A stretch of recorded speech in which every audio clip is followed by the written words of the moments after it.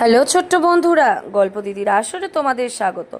আজকে আমি তোমাদের শোনাবো এক অদ্ভুত শক্তির গল্প। সেই শক্তি যিনি অশুভ শক্তিকে পরাজিত করে পৃথিবীকে বাঁচিয়েছিলেন, তিনি আমাদের সবার প্রিয় মা দুর্গা।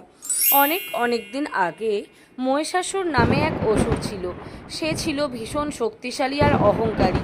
দেবতাদের আশীর্বাদে সে এমন এক বর পেয়েছিল যে কোনো দেবতা বা মানুষ তাকে মারতে পারবে না।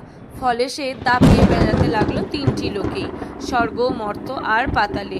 দেবতারা ভয়ে অসহায় হয়ে পড়লেন। তখন সব দেবদেবীরা মিলে তাদের শক্তি একত্র করলেন।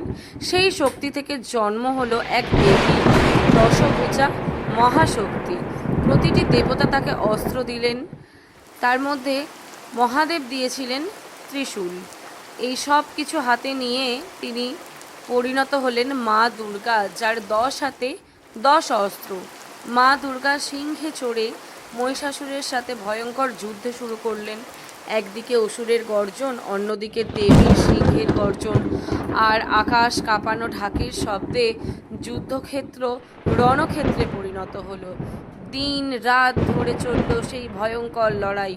অবশেষে মহিষাসুর যখন রূপ পাল্টে এক বিশাল মহিষ হয়ে দেবীর দিকে ছুটে আসলো, তখন মা দুর্গা তার ত্রিশূল দিয়ে এক হাতে অসুরকে নিধন করলেন। পৃথিবী আবার শান্ত হলো, আলোয় ভরে উঠল চারদিক। তখন থেকেই আমরা মা দুর্গাকে শক্তির প্রতীক মানি। প্রতি বছর শরৎকালে দেবীকে আনন্দ আর ভক্তি দিয়ে স্বাগত জানাই। সেই হলো আমাদের দুর্গাপূজা।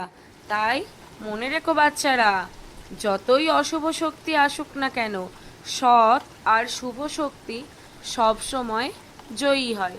যদি গল্প ভালো লেগে থাকে, প্লিজ চ্যানেলটা সাবস্ক্রাইব করো আর লাইক শেয়ার কমেন্ট করতে ভুলো না। Thank you.